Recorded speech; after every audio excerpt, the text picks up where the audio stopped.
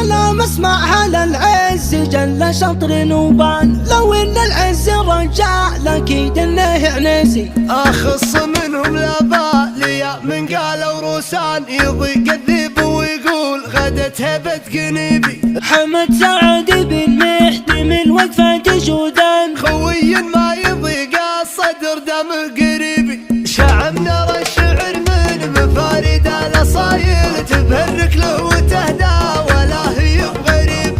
هذا الليل طرت تقوم جبال حايل، تهل به مدامي يعز واعتزيب.